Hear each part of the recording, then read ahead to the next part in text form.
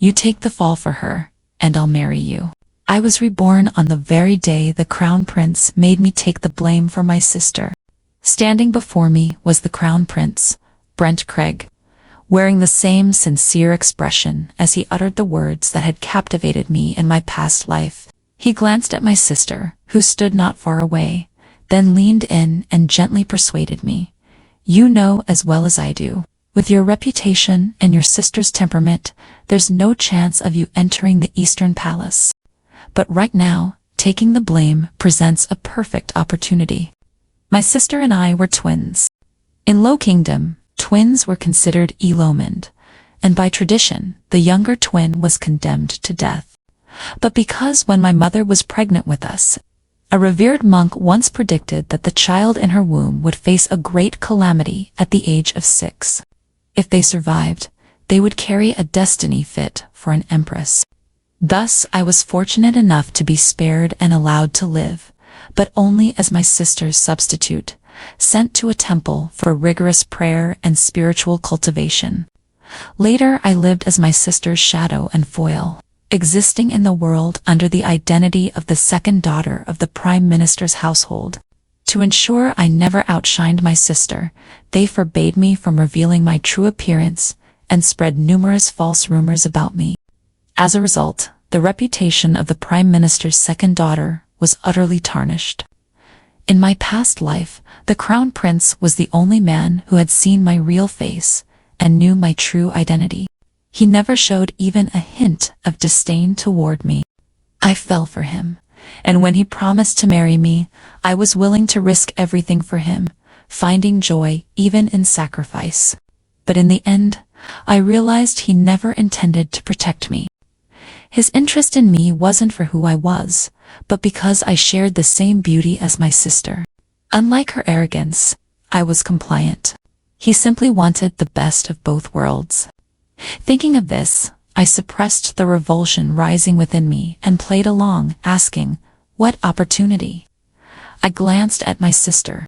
At that moment, she was staring coldly at a maid's lifeless body floating in the pond, her anger still simmering. The deceased was a maid from the Crown Prince's palace who had disrespected my sister. Moments earlier, my sister had shoved her into the pond. I had witnessed the whole scene. The maid let out a piercing scream, struck her head on a protruding rock, and fell into the water. The pond turned red with blood, and she died without so much as a struggle. Afterward, the Crown Prince dragged me into a rockery and began his pitch for me to take the fall. Perhaps my response was to calm, causing him to hesitate briefly before he earnestly reassured me, "If you take the fall for your sister and go to prison, she will surely feel guilty. Once you're released, I'll arrange a new identity for you, and bringing you into the Eastern Palace will be a natural step. Feel guilty." My sister, in my past life, she tortured me to death in prison. As the eldest daughter of the Prime Minister's household, she was renowned throughout the capital for her beauty and talents. Yet, she envied my superior intellect and feared that the world would discover it was my efforts that crafted her image as the capital's most talented woman. To make matters worse, the Crown Prince favored me, and she dreaded that I might steal his affection.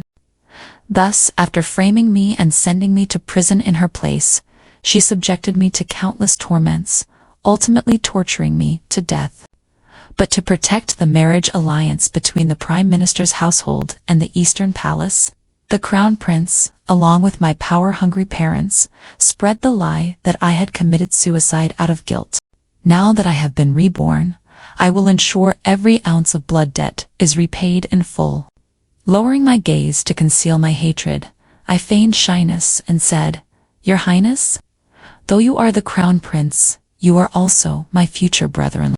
For me to enter the Eastern Palace, I'd have to win over more than just my sister. Words alone won't suffice. Don't you think you should give me something to prove your promise?"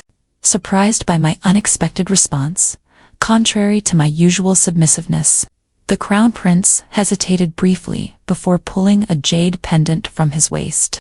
Handing it to me impatiently, he said, "Hurry. People are gathering. If you don't go now, Your sister won't escape unscathed."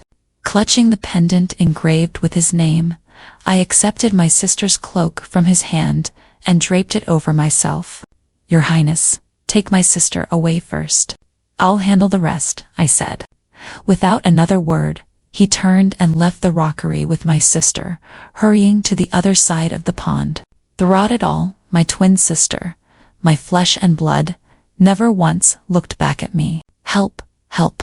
Second miss has killed someone." The moment I stepped out, my sister's maid, Emery, was already running toward the crowd, shouting accusations. As in my previous life, everyone testified in unison, claiming I had mischievously stolen my sister's clothes and pushed the victim into the water during an argument, causing her death. Standing at the center of the gathering, for the first time without a veil, I endured the crowd's condemnation. Some whispered about how I looked just like the future crown princess, but had a cruel heart capable of murder. Others chimed in about my unruly nature, rumored to have worsened after years of rough living in a monastery, with tales of me beating maids into immobility. Glancing at my parents, kneeling before the emperor, pleading for heavy punishment, I felt nothing but cold detachment. They had witnessed the crime and knew the truth of the crown prince's scheme. Yet without hesitation, they cast me into the fire with self-righteous fervor. And the true culprit. She was sobbing on the crown prince's shoulder, playing the victim and lamenting her failure as an elder sister to guide me. That moment crystallized everything. In their eyes, I was nothing more than a disposable pawn. According to Low Kingdom law, killing a servant without cause was punishable by 30 lashes. But that day was the empress's birthday, and in his wrath, the emperor ordered the punishment doubled. 60 lashes, followed by 3 years in a death row cell. 60 lashes. For a woman, it was not just a question of shame but one of survival. As I lay on the spring bench, awaiting the flogging, I caught sight of the 6th Prince Brent Craig, hurrying toward us. In my previous life, it was because of his words. I didn't know what he had reported, but he had saved me, even at the cost of earning the crown prince's enmity. I later learned that the crown prince had falsely accused him of treason, leading to his secret execution before I died unjustly in prison. This time, I wouldn't drag him down. Before he could speak, I addressed the emperor. "Your Majesty, I accept my guilt and am willing to be punished. However, there is more to this incident than meets the eye. It concerns matters of state. Please grant me the time of a single incense stick to explain before carrying out the sentence." The 6th prince was momentarily stunned but quickly supported my plea. "Indeed, father. The second miss, though mischievous, is still a sheltered young lady. Such a heinous act seems uncharacteristic. Surely, hearing her out first would not hurt. If she is truly guilty, then justice can still be served afterward." His words left my parents, sister, and the crown prince with no choice but to feign concern and appeal for leniency. In the end, the emperor granted me permission, ordering the maid's body to be brought to the pavilion for examination. I knelt at the bottom of the steps, pointing to the corpse lying beside me and said, "She's a spy from the northern kingdom."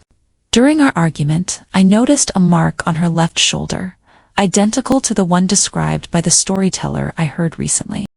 Not only that, but I also saw her sneaking around, trying to bury a cloth pouch at the base of this pavilion.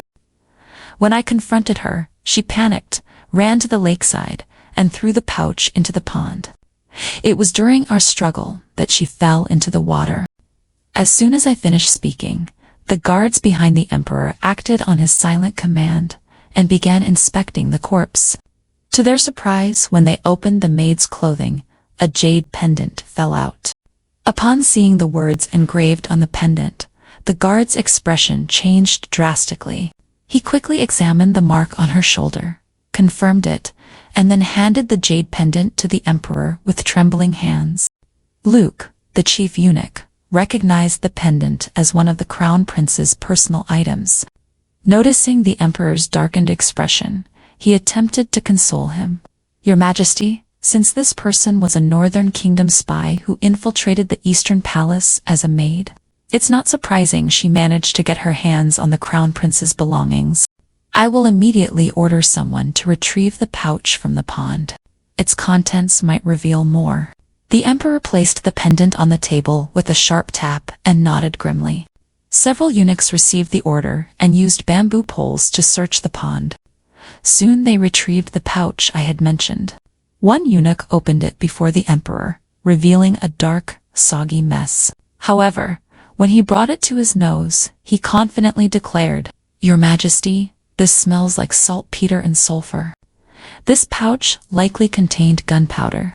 The Emperor ordered in a low voice, "No one is to speak of this matter. Have the corpse disposed of immediately." Luke glanced at me and asked, "What about the second miss?" The Emperor replied, "Let her stay. I have more to discuss with her." He then closed his eyes, pressing a hand to his forehead as if exhausted. Once the court attendants and guards withdrew, leaving me alone, I knew the Emperor wasn't tired but deeply unsettled, his suspicions as a ruler taking root. The spy's identity was confirmed, but he could never believe it was mere coincidence that the Crown Prince's pendant was found on her. After all, if the spy had succeeded today, the one to ascend the throne would undoubtedly have been the Crown Prince. I lowered my head, a faint smile tugging at my lips. The outcome had exceeded my expectations, striking 2 targets with 1 arrow. Originally, I had only intended to frame the maid as a spy to escape blame, while giving the Crown Prince a taste of his own medicine. I hadn't anticipated this unexpected bonus. The mark on the maid's shoulder was something I had noticed when the guards pulled at her clothes during the retrieval.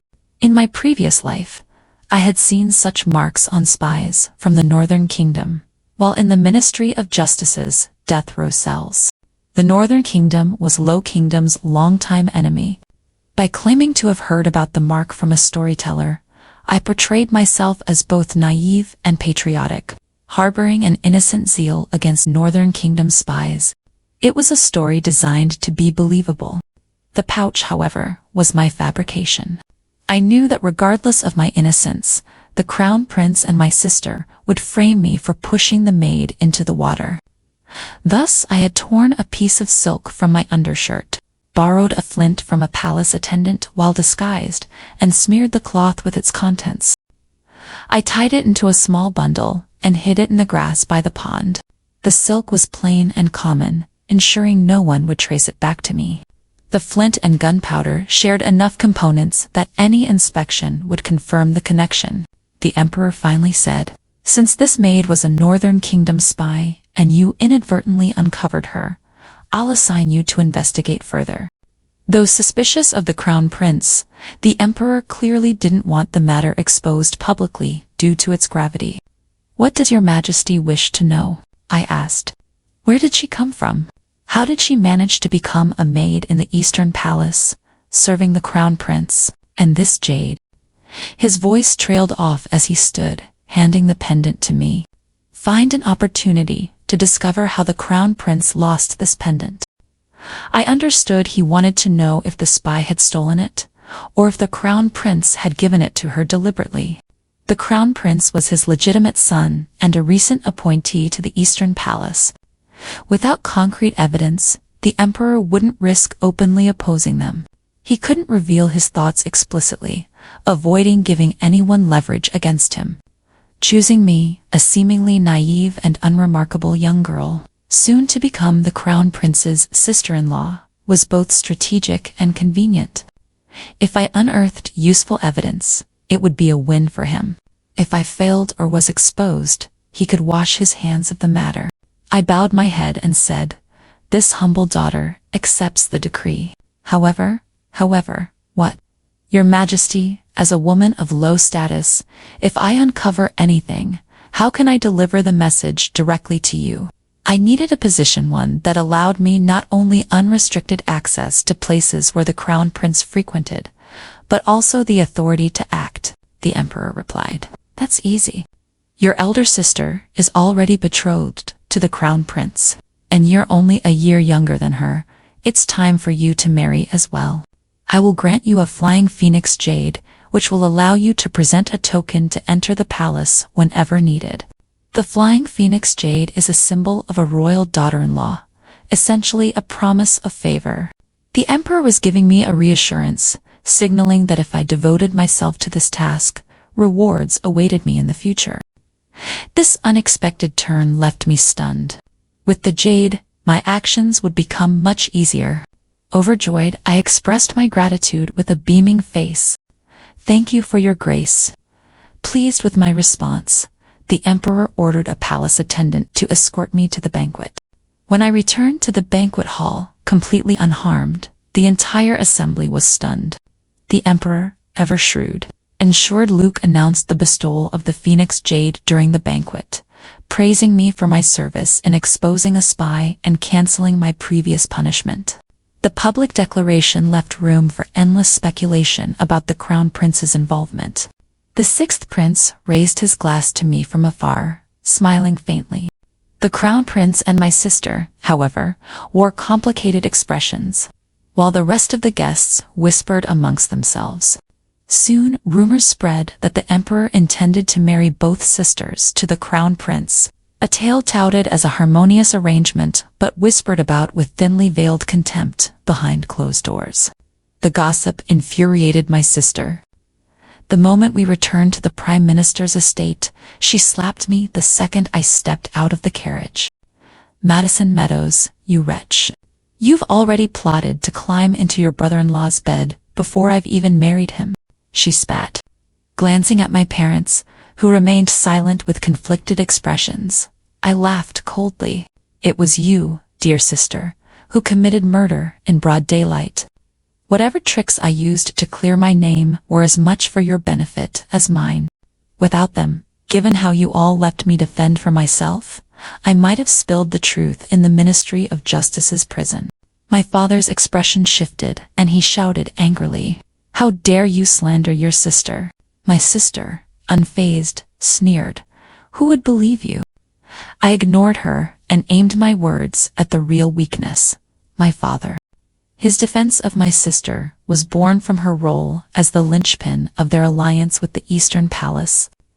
I paced over to him, looked him straight in the eye, and said, "The events of today, if relayed to the crown prince's people, they might dismiss it. But given his high status, numerous brothers, and now the impending marriage alliance with our family, there are plenty of envious eyes on him." Throughout history, the fight for the throne has been marked by bloody rivalries and baseless accusations. With Serena's reckless behavior, Father, do you think people might believe such rumors? Not only would people believe it, but some would also seize the opportunity to blow the matter out of proportion. Serena's arrogance was bound to invite disaster for both the Eastern Palace and the Prime Minister's household. My father, the Prime Minister, had spent years navigating the political arena, painstakingly securing this marriage alliance with the Eastern Palace. He was well aware of the implications of my words. He glanced at Serena, still seething with anger, but he couldn't bring himself to abandon the eldest daughter he had so carefully cultivated. Knowing that I now enjoyed the emperor's favor, he couldn't treat me as he used to, and was forced to suppress his fury, attempting to mediate. "Madison, what nonsense are you spouting? You are Serena's sister, and the second miss of the Prime Minister's household. Our fortunes rise and fall together. What you did today was commendable." As he spoke, he nudged my mother with his elbow. She immediately plastered on a smile and chimed in, "Yes, yes, you and your sister are of the same blood, the closest of kin. Don't hold grudges, my dear." For the first time, Serena found herself unsupported by our parents, who, astonishingly, were even speaking kindly to me. Furious, she stomped her foot, raising her hand to slap me once again, but I caught her wrist before she could land the blow. She cried out indignantly, "Father, Mother, what are you saying? Madison is shameless. Take a good look. My current status is now the same as yours. We are both betrothed daughters-in-law of the royal family. The emperor has decreed that I may choose any prince I wish. If you don't rein yourself in, dear sister, I wouldn't mind entering the Eastern Palace alongside you." Her eyes widened in disbelief, and she lunged to snatch the jade from me. I sidestepped her attempt as she shouted venomously, "Don't get cocky. I am the crown princess, personally decreed by the emperor, the legitimate wife. Even if you enter the Eastern Palace, you'd only be a concubine," I replied. "That's fine. After all, we are both daughters of the Prime Minister's household. When the time comes, we'll just see whose womb is more capable, delivering a royal heir first to secure favor. But with your fiery temper, sister, I fear it might harm your health." Even empresses could be deposed. A crown princess was no exception. My meaning was crystal clear. Serena was enraged to the point of losing all reason. She lunged at me, shrieking, "You wretch! How dare you say such things, shameless!" During my years at the monastery, I had trained in martial arts with the monks. Even after returning to the Prime Minister's household, I never neglected my practice. A woman like Serena, no matter how angry, posed no challenge. I easily flipped her to the ground. This display pushed the already biased Prime Minister and his wife to their limits. My father bellowed, "Madison, you've gone too far. How dare you lay hands on your elder sister? Guards, take the second miss to the ancestral hall and administer the family punishment." The words had barely left his mouth when several household servants surrounded me. At that moment, the steward hurried in from the entrance and whispered something in my father's ear. His expression changed immediately, and he waved off the servants. "What are you waiting for? Help the eldest miss back to her room."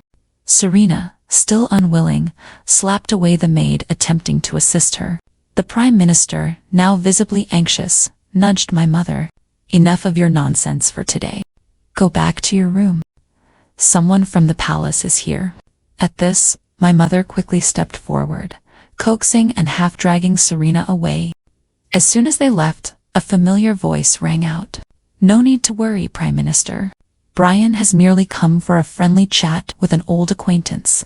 I turned to see the sixth prince, Brent Craig, approaching us. He had changed out of his court attire, now dressed in a sky-blue robe.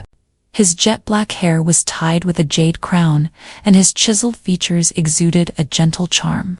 Tall and elegant, he carried a warm smile that could only be described as the epitome of nobility. For a moment, I was stunned. How had I not noticed before how strikingly handsome Brent Craig was? The Prime Minister descended the steps to greet him, but Brent walked straight toward me. "Sarah, ever since we parted in Long Beach that year, I have been searching for you tirelessly. Meeting you today in the palace, I finally understand the profound meaning of the verse. I searched for her thousands of times in the crowd. Suddenly I turned, and there she was, under the dim lights." The Prime Minister's face was filled with astonishment. "Your Highness and Madison are old acquaintances." He smiled and replied, "No, Brent Craig and the second miss met for the first time today. But Brian and Sarah are old friends." Indeed, Sarah was the name given to me by my master at the monastery, while Brian was the sixth prince's childhood name. During my years at the monastery, life was austere, and my days were filled with rigorous studies. But with my master's indulgence and the camaraderie of my senior brothers, I grew accustomed to the lifestyle. When I first returned to the Prime Minister's household, I couldn't adapt to its restrictions. I often sneaked out unnoticed, tying up my hair and scaling the walls to wander freely. I would visit night markets, admire lanterns, buy tea cakes, and even stand up for the oppressed when I saw injustice. The first time I met Brian was during the Lantern Festival of the 12th year of Wangxi. That year, Brian had accompanied Stacia, a consort from his maternal family, who led a delegation of Southern Kingdom envoys to the capital to offer congratulations. Brian had been granted special permission by the emperor to stay outside the palace at a guest residence, to spend time with his maternal relatives. While enjoying the festival, he was leading a group of young eunuchs to admire the lanterns when a street urchin snatched the jade pendant from his waist. By chance, I had just scaled a wall and landed nearby.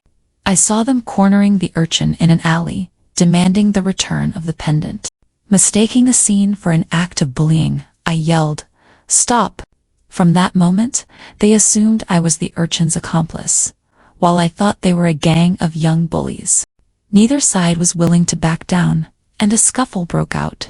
Although I was trained in martial arts, the young eunuchs accompanying Brian had also been taught self-defense. The result was a draw, neither side willing to yield. While we were locked in a standoff, the urchin took the opportunity to escape.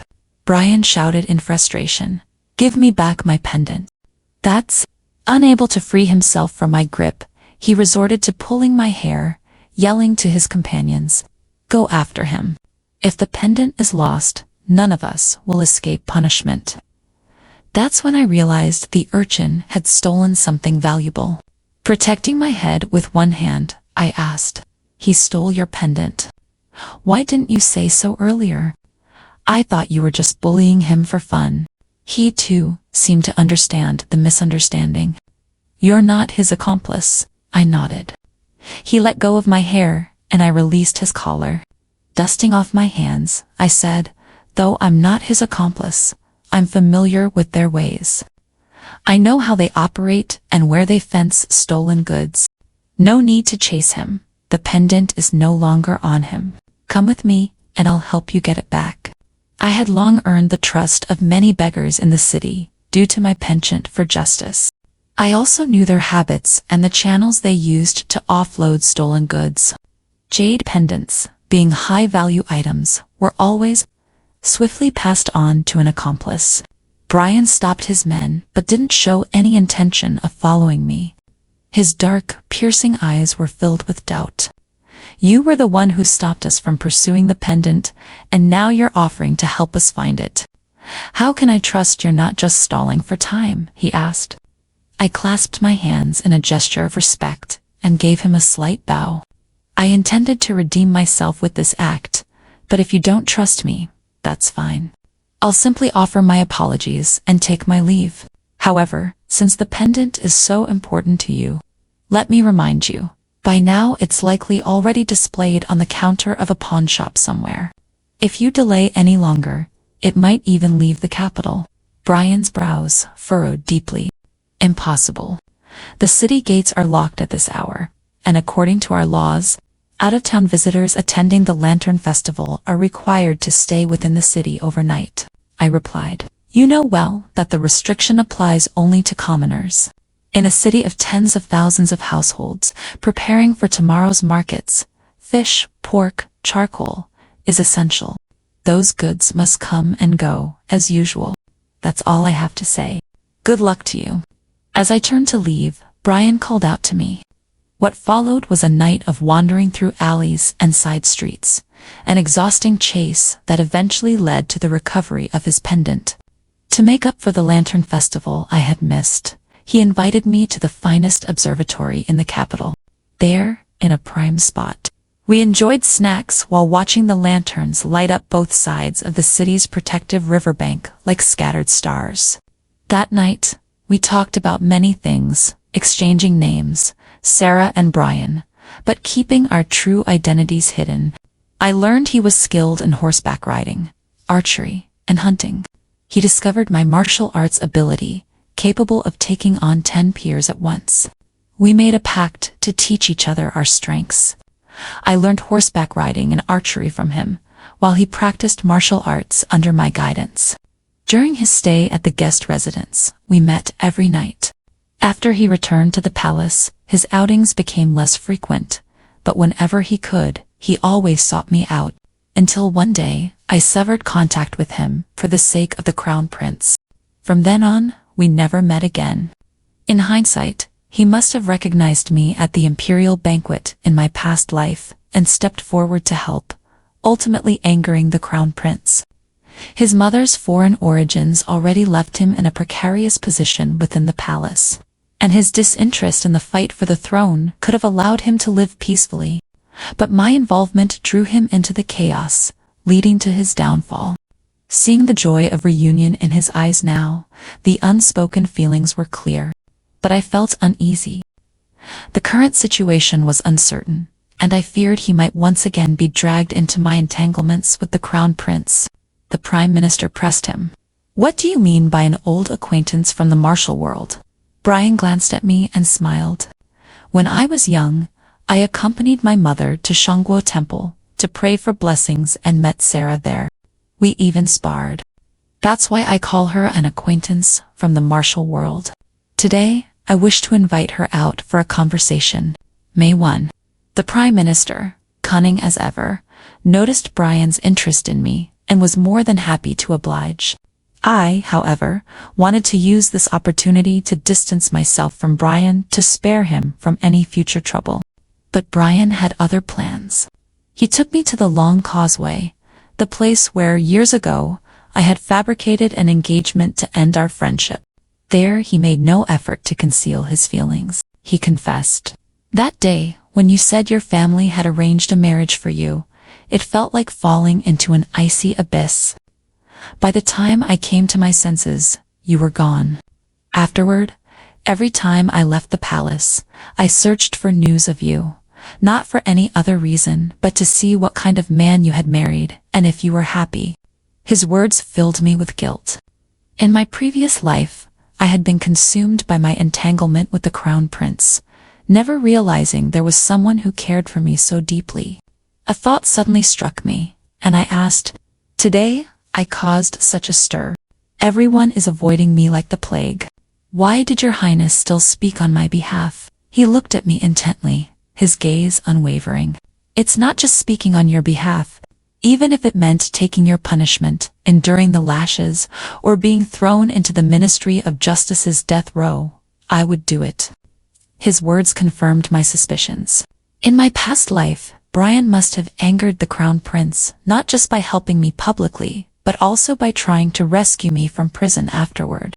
That must have been why he was framed and poisoned to death. This time, I couldn't allow him to be implicated again. I stepped back, avoiding his gaze. "As your highness said, I'm just an acquaintance from the martial world. There's no need for such sacrifices." He turned me around and looked at me solemnly. "No, Sarah, you're different. Though I'm a prince, my mother's foreign origins meant that I was never truly accepted in the palace. No one, not even the servants or eunuchs, treated me as their master. My siblings never regarded me as family either.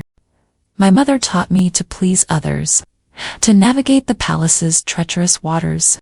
She never sought father's favor and forbade me from overshadowing my brothers. Yet, even with her cautious approach, whenever father spent the night in her quarters, I'd suffer my siblings' bullying for days. That's why your genuine kindness toward me meant so much."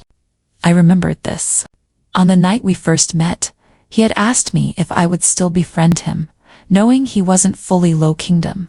I had countered by asking if he would still befriend me, if I were of low status and chronically ill. He had said yes, and I had replied that true friendship had nothing to do with background, bloodline, looks, or status. It was about mutual respect and sincerity. I hadn't realized then how much those words had resonated with him.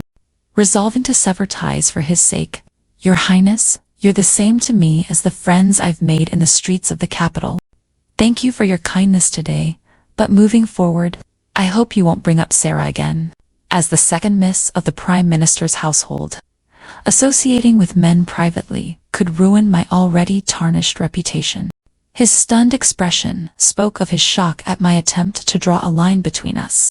Before he could respond, I added, "It's getting late, Your Highness. I should head back." As I turned to leave, he grabbed my sleeve and asked, "Sarah, are you so eager to cut ties with me because the rumors are true? Do you really wish to marry the crown prince?" Before I could answer, he continued urgently, "It's my fault. I hesitated because of my status, unable to express my feelings sooner. It's not that I think my position is too lofty, it's that I felt I couldn't provide for you, no matter whether you were a commoner or a noble lady. But Sarah, when I heard father was giving you the Phoenix Jade without specifying which prince you'd marry, I thought I finally had a chance. Sarah, give me time. I'll prove to you that the Crown Prince is unworthy of your lifelong commitment." His words stirred countless emotions within me. The Crown Prince's palace had already harbored a northern spy, and in my previous life, Brian had been accused of colluding with foreign enemies and sentenced to death. Could it be that his investigation into the spy uncovered the truth, leading to his framing and execution? But if what you say is true, please let me know. After all, my sister's happiness is at stake. His expression grew complicated. "A fetcher, a pause," he finally said. "Sarah, the marriage between the Prime Minister's household and the Eastern Palace is far more complex than you realize. If you can avoid becoming involved, do so." The Emperor's maneuver at the imperial banquet to lure the snake out of its hole clearly unsettled the Crown Prince. The very next day, he came to the Prime Minister's estate. After spending some time placating Serena, he made his way to my small courtyard. At the time, I was leaning against the railing of the pavilion, pondering how to extract the information I needed from Brent. Out of the corner of my eye, I noticed the Crown Prince approaching hastily. Quickly, I grabbed some fish feed, scattered a handful into the lake, and adopted the gentle, innocent demeanor he had adored in my past life. "Madison, about yesterday, I'm sorry you had to endure that," he said, his face full of feigned concern. "It's fine," I replied, smiling sweetly. Luckily, it turned out well. His Majesty even praised me for capturing a spy and awarded me the Phoenix Jade. "But, Prince, about this spy, who exactly is being referred to?" I hadn't even started my game, and he was already fishing for answers. This, more than anything, confirmed that he knew about the spy's true identity. Feigning fear, I put on my best helpless expression and said, "I didn't do much." When I heard His Majesty was going to increase my punishment to 60 lashes, I panicked and claimed to have seen the maid stealing. When the Emperor ordered her searched, they must have found something incriminating on her, so I was spared. "Prince, since she worked in your Eastern Palace, you should have your people check if anything was stolen after you return." I threw the ball into the Emperor's court, and a sheen of cold sweat appeared on the Crown Prince's forehead as he stammered, "I see. I'll look into it as soon as I get back. And this jade pendant," I continued, holding it out. "Every prince has only one of these. You should take it back. Otherwise, if someone notices, there might be misunderstandings. Now that I have the Phoenix Jade, no one, not even my sister, can stop me from entering the Eastern Palace." I looked up at him with an expression of pure innocence. Returning the pendant was deliberate. First, it ensured he wouldn't suspect I used it to undermine him in the future. Second, if the Emperor asked, I could claim I had already tested the Crown Prince with it. His face darkened further. Serena must have already confronted him over my claim that I would enter the Eastern Palace. I was intentionally provoking him. Serena was his officially decreed wife-to-be, chosen by the Emperor himself. A fallout between them would not serve him well. After the Crown Prince left, I disguised myself and followed him. With the Emperor's earlier maneuver to lure the snake out, coupled with my provocation, I was certain he would make a move. True to form, after leaving the Prime Minister's estate, he didn't return to the Eastern Palace. Instead, he switched to an ordinary cloth sedan chair, wandered around the market for a while, and finally went to a Southern-style opera house near Fulve Bridge in the western part of the city. He entered the main hall and ascended to the 3rd floor. I waited briefly before following, but the staff stopped me, claiming that the venue's top performer was entertaining a private guest. Thinking quickly, I went to a nearby tailor's shop, purchased a new outfit, and returned to the opera house, this time claiming to be Serena and demanding to see the Crown Prince. Initially, the staff tried to deny his presence, but I firmly insisted that this was the agreed meeting place. Soon enough, one of the Crown Prince's men peeked at me from a distance before hurrying to inform Brent. Moments later, I was ushered into a room. "Miss Serena, the prince, is meeting with someone. Please wait here for a moment," one of his attendants said politely. Naturally, I wouldn't wait. Serena, with her fiery temper, certainly wouldn't. Stop right there, I snapped. I saw the Crown Prince and you enter this opera house earlier, while I was at the tailor's down the street. J. Used now the staff said the top performer was entertaining a private guest. Could it be that the guest the Crown Prince is meeting is this performer? The attendant, who was no stranger to Serena's tantrums, wiped the sweat from his brow and replied nervously, "Of course not. His Highness is meeting a male guest." I slapped him across the face, smirking coldly. "Do you think I'm a fool? Who comes to a Southern-style opera house to meet a male guest? Take me to the Crown Prince, or you'll regret it." He looked utterly defeated, caught between a rock and a hard place. At that moment, another attendant arrived to say, "The Crown Prince has invited you to join him." Straightening my dress, I followed with an air of confidence. The room I entered was elegantly decorated. In the outer section, in the inner room near the window, the Crown Prince and a tall, unfamiliar man sat on either side of a blackwood table. Before I could speak, the man rose and said, "So, you're the one who killed my sister?" Only then did I get a good look at him.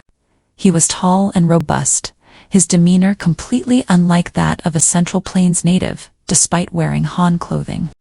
From his reaction, it was clear he didn't know Serena. Feigning fear, I moved closer to the Crown Prince, my eyes wide with alarm. "Who is he? Who's his sister?"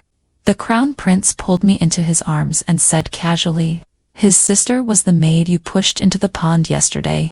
This is her cousin."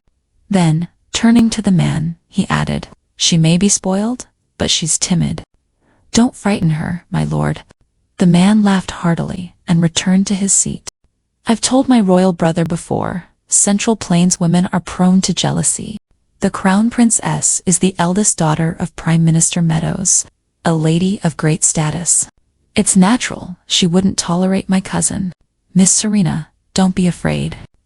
I have no intention of holding anyone accountable. On the grasslands, it's admirable to duel for a loved one. Grasslands, a prince." My heart sank. Judging by his age, his indifferent attitude toward his cousin's death suggested that the Crown Prince's collusion with the Northerners involved the Prime Minister's household. That maid was undoubtedly planted in the Eastern Palace as part of this alliance.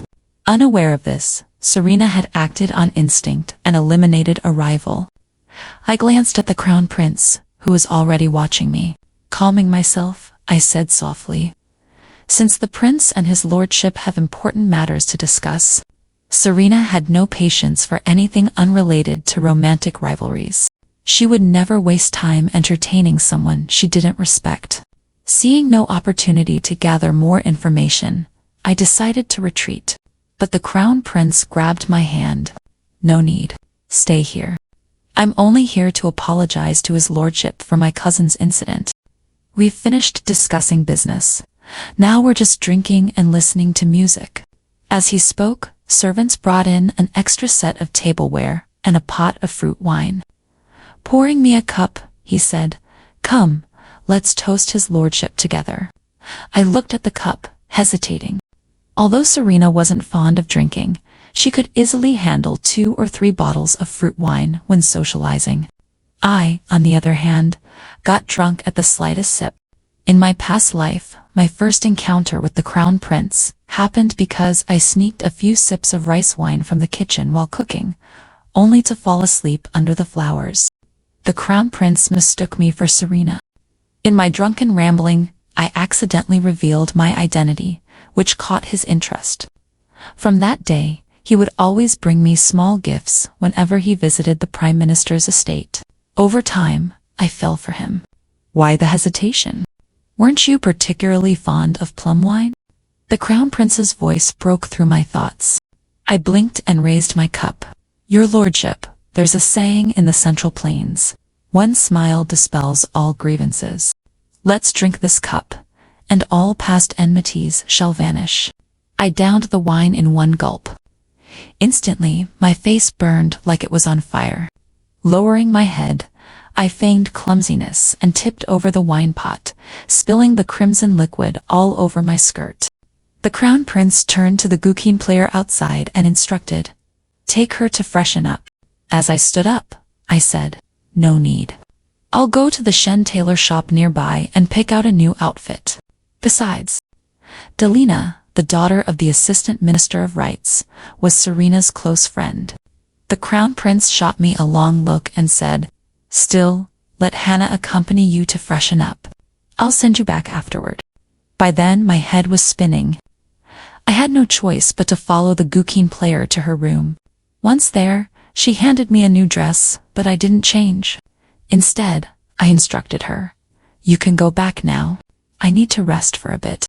After she left and her footsteps faded, I got up, intending to sneak away. But just a few steps out, I saw the crown prince bidding farewell to Prince Burgess. It seemed he truly planned to escort me back to the Prime Minister's estate. If that happened, Serena would undoubtedly catch me red. Panicking, I turned a corner, only to be pulled into another room. When I turned around, I was met with Brent's calm and reassuring smile. He gestured for silence and draped a dark cloak over my shoulders. "What are you doing here?" I whispered. He waved me off, motioning for me to listen. Outside, the crown prince asked Hannah, "Where is she?" "She was just here," Hannah replied nervously. The crown prince was irritated. "Then go find her." The footsteps grew louder, approaching our direction. Feeling unsteady on my feet, I leaned closer to Brent. He comforted me softly. "Don't be afraid. I'm here." I wasn't afraid, just slightly drunk. Tilting my head to speak, I realized my tongue was no longer cooperating. At that moment, the door opened. Brent pulled me into his arms, his chin resting against my forehead. His warm breath tickled my face as he spoke. "Second brother, what a coincidence to see you here enjoying the music," he said. The crown prince paused, then laughed. "Indeed, what a coincidence. Sixth brother, you seem to enjoy this place's music too. Looks like I came at the wrong time. Which lady has caught your eye?" With a smile, Brent adjusted my cloak to cover me more thoroughly. "She's not one of the performers here, but someone I've admired for a long time. She had a little too much to drink and is now a bit tipsy. Since we're not yet engaged, meeting under such circumstances could harm her reputation. Second brother, I'll bring her to formally visit another day." The crown prince wasn't ready to let it go. "Why not let me meet her today? If she's truly a match for you in talent, looks, and family background, I'll petition father to grant the marriage." "Really?" Brent asked. Before the crown prince could respond, Serena's voice rang out from outside. "Hannah, where is His Highness?" Upon seeing the crown prince, she added, "I just visited the Shen tailor shop. Delina took my carriage, so I had the driver escort her back to the assistant minister's estate first." "Oh, sixth prince, you're here too."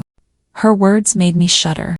Serena had not only seamlessly covered for my impersonation, but also helped smooth things over.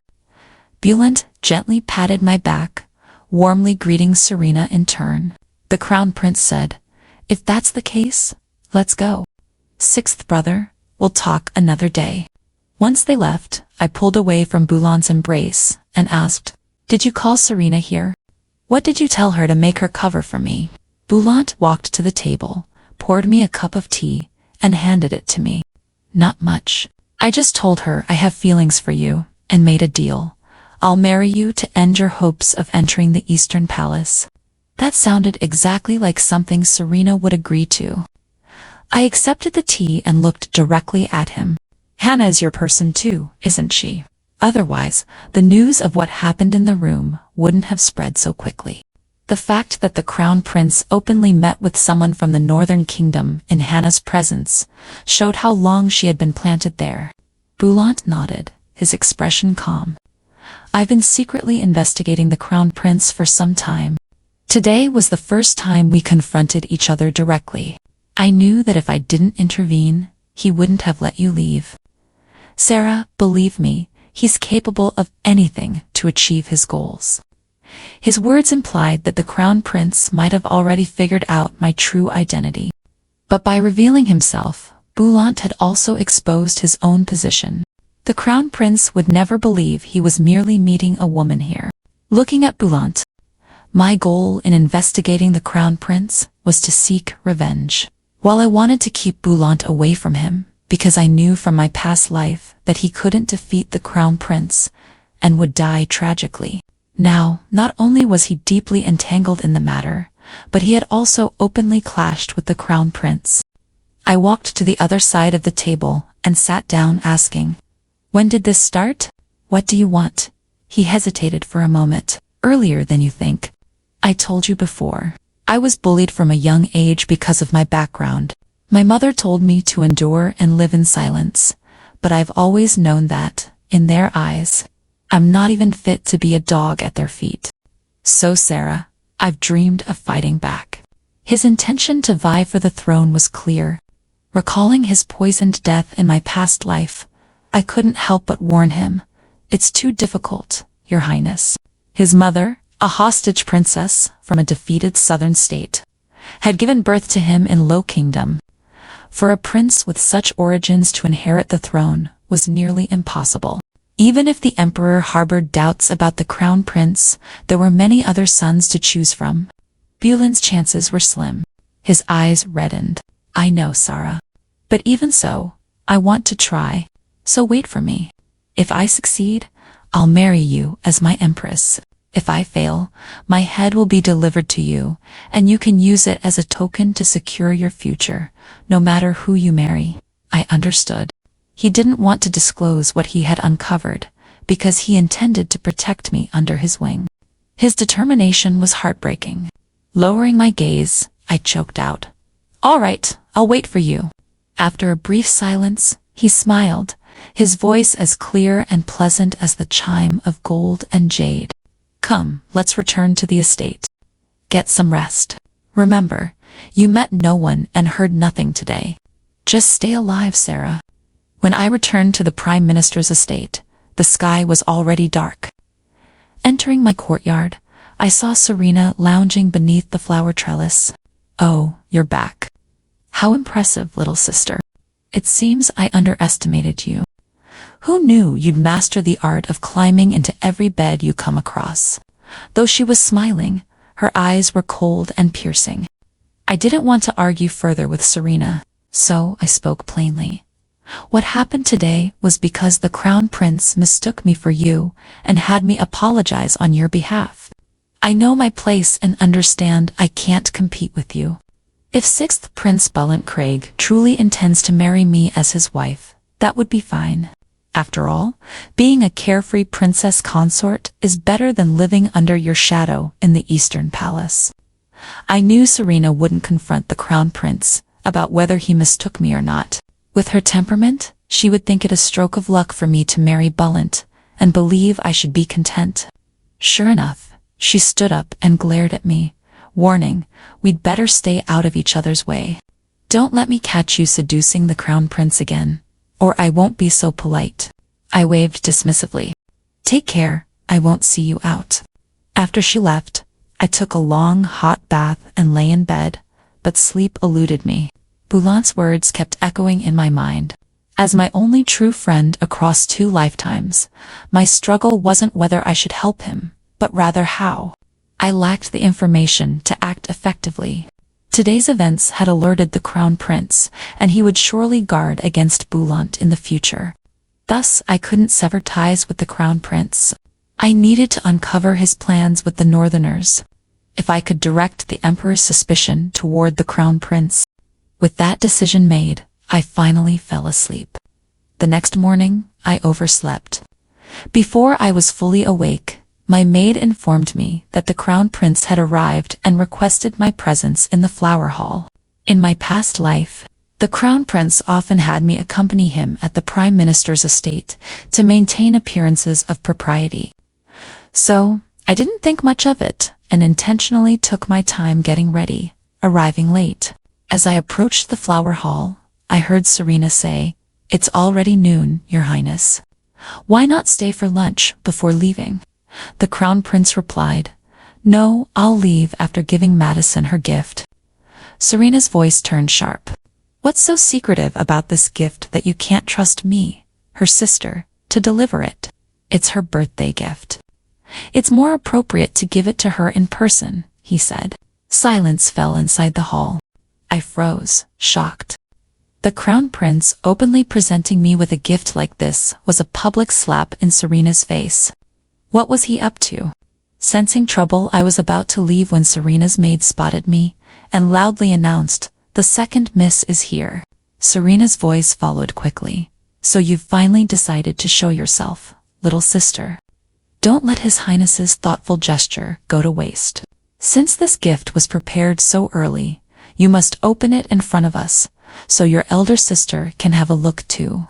My birthday wasn't for a few more days. To avoid suspicion, the Prime Minister and his wife had even postponed the celebration. With no way out, I steadied myself and entered the room. To avoid accusations of impropriety, I opened the gift box in front of Serena. It was a box of snacks. Serena sneered. But before I could speak, the Crown Prince said, "This is the famous Hajjung millet cake from Zhu's shop at Kyoshi. It's good for the stomach, especially after drinking." His words made Serena's face turn green. My hands, holding the box, trembled slightly. The Crown Prince was clearly settling the score for my impersonation of Serena yesterday. I glanced at Serena, whose anger was evident. I couldn't understand why he, who had been so troubled by Serena's behavior just days ago, was now deliberately provoking her. Unable to make small talk, Serena feigned illness and left in a huff. I too rose to leave, but the Crown Prince stopped me. "Madison, won't you see me out on your sister's behalf?" He emphasized on your sister's behalf, his tone laced with challenge. It was clear he was waiting for an explanation about yesterday's incident. I calmly sat back down, looking at him directly. "How did you figure it out, Crown Prince?" He gestured in the air and sniffed. "First, your sister loves the scent of golden-threaded incense. She wouldn't wear clothes, whether new or old, without perfuming them.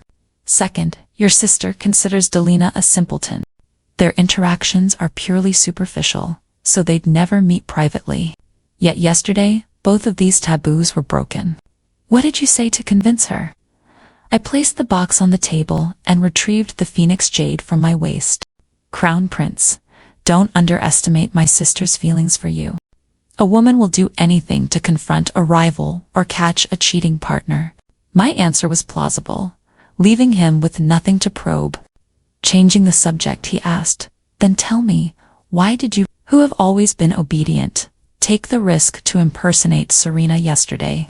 His tone turned cold, with a hint of menace, reminiscent of how he used to reprimand Momo, his pet Pekingese. Feigning nervousness, I fidgeted with the jade's cord and replied, "If I hadn't pretended to be my sister, your people wouldn't have let me in. The man I like was frequenting such places, and I wanted to see for myself. What's wrong with that? In the past, I held back because I was powerless. Now that I have leverage, I want to fight for what I want." He studied me intently, as if trying to see through a mask. After a long silence, he laughed. A beauty fighting for my attention. How could I not be pleased? Then abruptly, he said, "But Madison, what I want is sincerity. So stop pretending to be sweet and innocent in front of me. I prefer the sharp, clever version of you." I had no response, and he didn't mind continuing. "You're much smarter than your sister. Your quick thinking at the banquet and yesterday's events proved your resourcefulness. Do you know why I let you meet someone you weren't supposed to see, even though I recognized you?"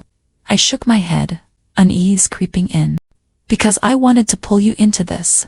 His voice turned light, but his words were heavy. "Madison, I want you to be my crown princess." "I'm serious this time." I froze. "You're more suited to be the mistress of the Eastern Palace than your sister. She's too arrogant, too jealous. My marriage alliance with the Prime Minister's estate is just the beginning. More daughters of court officials will enter the palace as consorts, and she won't tolerate them." I was stunned. "What about my sister?" He leaned closer, locking eyes with me. It's simple. You and she look alike. Didn't she borrow your wit and talent to become the capital's celebrated first lady? Now, why not take back what's yours? Or convince her to willingly enter the palace as a secondary consort? I finally understood. His public gestures of affection were meant to drive a wedge between Serena and me, turning me into his pawn. I waved him off. Impossible. She's my elder sister, and with my father's long-standing favor toward her, he would never allow it. He smiled. She has the Prime Minister. You have me. His instigating attitude was clear as day. I cut to the chase. What do you want, Crown Prince? Dropping his smile, he countered, What are you after, Madison? Seeing my silence, he rose and added, You don't need to answer. My intentions will be clear in a few days. Just remember, Madison, what I, Brent, want, no one can take away. He wasn't lying. He was a man who always got what he wanted. Over the following days, gifts from the Eastern Palace kept arriving, ostensibly for both Serena and me. However, the ones meant for me were clearly more thoughtful and elaborate. This infuriated Serena, and the Prime Minister and his wife also took turns warning me that if I dared to meddle in my sister's marriage, I'd face severe consequences. It was clear that the Eastern Palace had spies in the Prime Minister's estate. Likely feeling that enough groundwork had been laid, the Crown Prince struck a decisive blow. He announced a birthday banquet for me in the Eastern Palace. When the invitation arrived at the Prime Minister's estate, Serena went on a rampage, smashing everything within reach, teacups, vases, all hurled at me. After her tirade, the Prime Minister and his wife scolded me relentlessly, calling me shameless for trying to ruin my elder sister's marriage. That day, it poured heavily. They made me kneel in the rain while berating me. Once they had exhausted themselves, they ordered me dragged away and locked in my room, threatening to disown me if I dared step outside. Sitting on the floor in my soaked clothes, I couldn't help but think how fragile the Prime Minister's family truly was. The Crown Prince hadn't even taken significant action yet, and they were already baring their fangs, ready to tear me apart. That night, Serena drugged me and had me tied up in the firewood shed. With a whip soaked in salt water, she lashed me again and again. She screamed like a madwoman, cursing my cleverness, blaming me for making her life difficult, how I had bolstered her reputation in public, but made her anxious and paranoid in private. She ranted about her dream of marrying the Crown Prince and becoming the Crown Princess, accusing me of recklessly getting in her way. The scene was eerily reminiscent of the nights in my past life when she tortured me in the death row cell. The difference now was that I no longer felt fear or grievance. Biting through the pain, I met her furious gaze with a satisfied smirk. Serena, hearing how unhappy you've been all these years brings me immense joy. You're right. I'm a vengeful ghost here to take my revenge. Losing the Crown Prince's favor is just the first step. You'll lose much more in time. Enraged, she aimed a whip at my face. I turned slightly, but the lash landed on my jaw and neck, the searing pain spreading like a wave. She shrieked, "Scar her face and sell her to the lowest brothel. I want her to live a life worse than death." Soon I was blindfolded, my hands and feet bound, and thrown into the back of a carriage. But Serena's plan didn't succeed. The carriage hadn't traveled far before it was stopped by the Crown Prince's men. He personally carried my bloodied body out of the carriage, gently tracing the wound on my jaw with concern. "This is excessive." "She was nearly disfigured," he said softly. I responded with a cold laugh. "Isn't this exactly what the Crown Prince wanted? The more severe my injuries, the more convincing my words will be before the Emperor." As I spoke, he accidentally touched a wound on my waist, causing me to inhale sharply in pain. "When are we heading to the palace?" Serena used salt water on the whip. "If we wait too long, the wounds will fester and leave scars." Surely, the Crown Prince wouldn't want his future Crown Princess covered in scars. He laughed heartily, clearly pleased. "Don't worry. The best imperial physicians are ready. All you need to do is accuse Meadows, the Prime Minister, of colluding with Northern Kingdom spies and conspiring to rebel. Then you'll receive the best care. Do you know what to say when you meet Father? I nodded. The Northern spy who died at the imperial banquet was planted in the Eastern Palace by the Prime Minister. He not only sought to control the Crown Prince, but also secretly harbored Northern assassins in his estate to carry out a coup. When the first discovered his correspondence with Prince Burgess of the Northern Kingdom, he captured and tortured me. I barely escaped and was rescued by the Crown Prince, allowing me to report this to His Majesty. This was the agreement I had made with the Crown Prince. Knowing the Emperor suspected his ties to the Northern spies, he had decided to sacrifice the Prime Minister to protect himself. By severing the Prime Minister's influence, he could redirect suspicion and proceed with his plans. For my part, I saw this as an opportunity to infiltrate the Crown Prince's inner circle, waiting for the right moment to expose his schemes to the Emperor. To that end, the Crown Prince orchestrated everything, planting forged letters between the Prime Minister and Prince Burgess in the study's secret compartment and stationing dozens of disguised Northern assassins within the estate. When I presented my case to the Emperor, he was furious and immediately ordered the commander of the Imperial Guards to accompany the Crown Prince in raiding the Prime Minister's estate. With overwhelming evidence, the Prime Minister couldn't even defend himself by implicating the Crown Prince. He surrendered. News of the Prime Minister's treason spread throughout the capital the next day. The Emperor ordered a trial by the 3 judicial offices, but it was largely a formality given the irrefutable evidence. Serena was sent to the Ministry of Justice's death row. While I became celebrated as a heroic woman who placed justice above family, the Crown Prince seized the moment to request the Emperor's permission to marry me. The Emperor agreed and allowed me to recuperate in the Eastern Palace. To commemorate my achievements, and in anticipation of the grand wedding, the Emperor reduced the sentences of the Prime Minister's family. Male members were exiled 3,000 miles to a barren land, while female members were stripped of their noble status and reduced to lifelong servitude. Accompanied by the Crown Prince, I personally delivered this verdict to Serena in her cell. She cursed me like a mad dog. "Madison, you'll die a miserable death. Do you think marrying Brent will make you a phoenix? Just wait. Once he's done using you, he'll toss you aside like garbage." I glanced at the Crown Prince with a smile and asked Serena, "Sister, why don't you enlighten me? How exactly did the Crown Prince use you?" She opened her mouth to answer, but the Crown Prince grabbed her jaw and growled, "I've spared your life. Don't push your luck." Serena, consumed with rage. He struck her back repeatedly, but she wouldn't let go until a vicious kick to her chest sent her sprawling to the ground. Blood trickled from her lips as she laughed bitterly. "Brent, now I understand. My biggest mistake was pretending to be Madison to probe the Emperor about those so-called spies for you. If not for that, the Emperor wouldn't have believed this bitch's lies so easily." So that's how it started. The Crown Prince's move to sacrifice the Prime Minister had its roots in Serena. By impersonating me and approaching the Emperor, she had planted the seeds of doubt in his mind. It was only after Serena informed the Crown Prince that the Emperor had me investigating Northern spies that he decided to draw me into his schemes.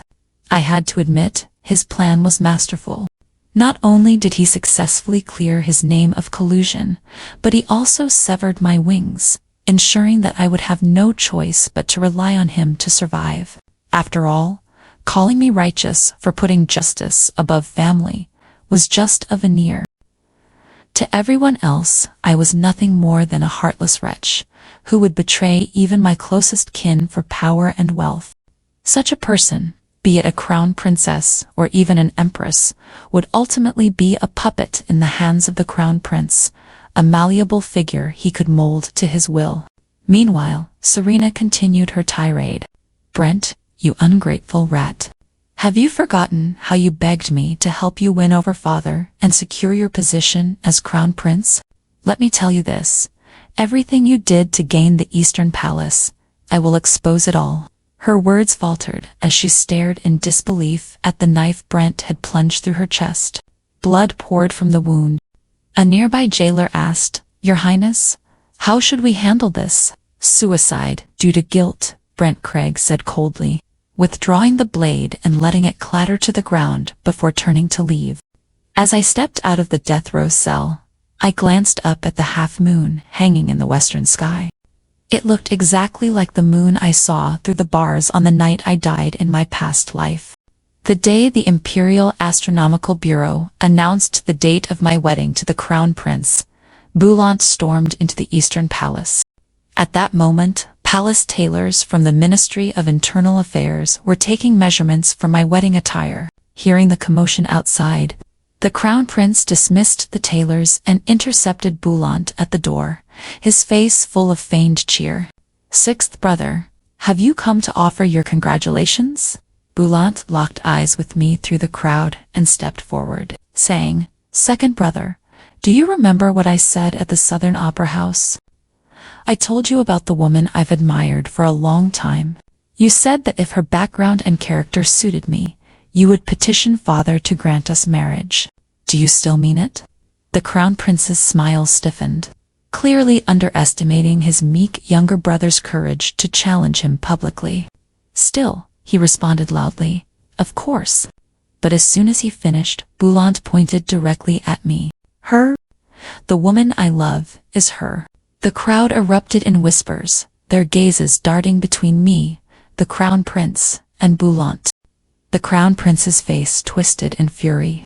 Through gritted teeth he snapped, "Sixth brother, do you realize what you're saying? She is my betrothed Crown Princess. This is Father's decree. Shall I have the palace official who delivered the edict read it to you again?" Boulant's eyes turned red as he knelt before the Crown Prince, bowing deeply. "Second brother, all I know is that Madison Meadows and I have pledged our hearts to one another. Today, I beg you to let us be together." His words put the Crown Prince in the position of snatching love away from his brother, fueling inevitable speculation. Enraged, the Crown Prince grabbed Boulant by the collar, ready to drag him to the Emperor to resolve the matter. I stepped forward, softly interjecting, "Since this matter concerns me, please, Your Highness, allow me to speak privately with the sixth prince." The Crown Prince relented, leaving in a huff. The palace attendants and servants dispersed. Now, standing under the eaves of the Grand Eastern Palace Hall, I looked at Boulant, kneeling at the base of the steps. So close, yet he felt so distant. In the end, I had to shatter all his hopes with my own hands. Before me, his face was as flawless as jade, but the light in his eyes was dim, like stars that had lost their brilliance. Struggling to hold back his pain, he choked out, "Sarah, you promised to give me time to prove." I cut him off. "Prove what?" "That the Crown Prince is unworthy of marriage." "And what about you, marching headlong into danger? Do you think you are any better? Even if you could surpass him in court, I am no longer young, and I don't have the time to wait. Besides, when I was at my most vulnerable, it was him who saved me." A tear rolled down his cheek, landing silently on the stone steps. "Sarah, I'm sorry. I didn't know you were in such danger at the Prime Minister's estate." "Enough," I snapped, turning away. "Don't say things that don't matter. My wedding is imminent. I don't ask for your blessing, just for you to stay away, so I won't become the subject of more rumors." His voice trembled. "All right, Sarah. After today, Brian will cut you from his heart. This is my mother's keepsake. She hoped it would adorn her daughter-in-law one day. I give it to you as a wedding gift. This life, I will not marry another. A keepsake." My heart sank. Had his mother passed away? "Sarah, Father, has agreed to let me return her remains to South End for burial. Don't worry about me. I'm not sad.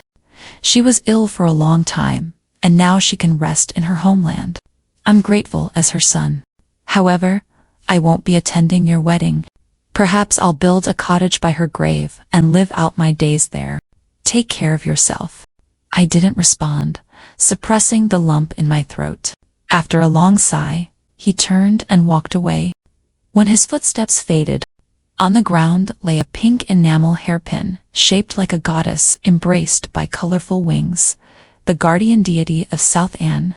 Grasping it tightly, I watched his retreating figure, each step like a stab to my heart. After escorting his mother's remains to South Anne, Brent Craig disappeared from court. Soon after, South Anne sent two young and beautiful princesses to the palace. Unlike their aunt, who lived a life of struggle and sacrifice, these princesses were immediately granted noble titles. The emperor spent his days indulging in their company at Twin Swallow Palace. This once wise ruler, in his later years, became trapped in a world of beauty and pleasure.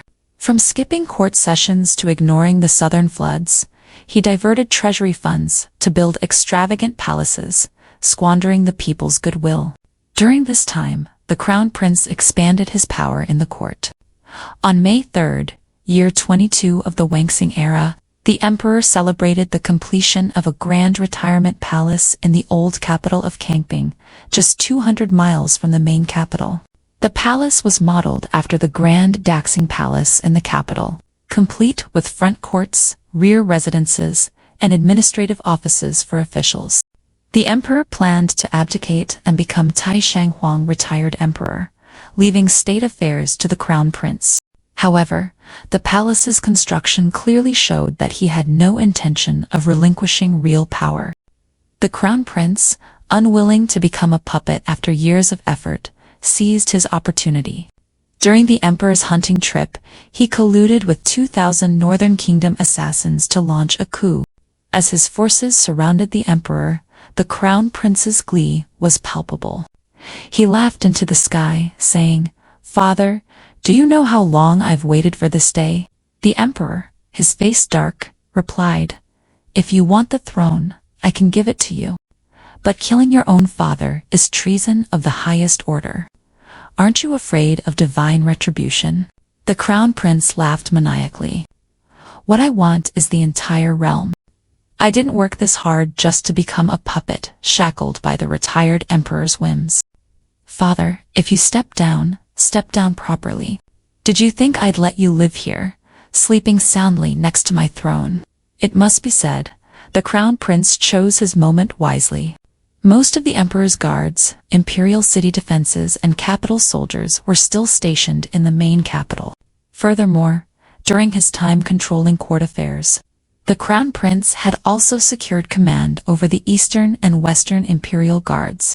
Coupled with the northern kingdom's assassins, he believed he had the strength to ensure victory in the coup at Kangping. The emperor, however, merely smiled. "My son, do you know there's a punishment called praising to destruction?" As soon as he finished speaking, from every tree and thicket in the royal hunting grounds, soldiers clad in dark armor and vine-woven cuirasses emerged one by one. The numbers grew until the crown prince's forces found themselves completely surrounded. Leading them was Brent Craig, seated on horseback. He greeted the crown prince with a faint smile. "Second brother, long time no see." The crown prince's face twisted with shock. How are you here? And who are these people?" Brent replied, "They are the ancestral guards of the royal family of South Anne. A few months ago, when I escorted my mother's remains south, I brought father's edict to my uncle, the king of South Anne. After reaching an agreement with him, these men infiltrated Kangping in secret." At last, the crown prince understood the emperor's earlier words about praising to destruction. This game of chess had been set into motion from the moment the prime minister's household fell. From the emperor's decree marrying me to the crown prince, to Brent's public break with me before leaving for the south, to the emperor's indulgence in concubines and obsession with building palaces. Everything had been orchestrated to lull the crown prince into exposing his ambitions and consolidating his forces. Now caught in the act of rebellion and regicide at Kangping, his faction in the capital, composed of maternal relatives and court officials, would also be purged. Even in defeat, the crown prince held on to his pride. Surrounded, he chose to end his life by slitting his own throat. That evening, Brent Craig exited the emperor's chambers. I waited for him under the moonlight. "What did the emperor say?" I asked. He hesitated for a moment before answering. "He said he would never agree to my marrying you. He even went so far as to—" I asked, surprised. With his achievements in saving the emperor, it would be unthinkable for him not to receive a reward. Brent looked at me, his voice heavy. "Sarah, do you know what I feared most during my time in the South? It was the thought that you might truly marry the crown prince. Because if you did, no matter how hard I tried, there would be no chance of us ever being together again. But just now, when the emperor said I should execute you and have you buried with my second brother as his unwed bride, only one thought filled my mind.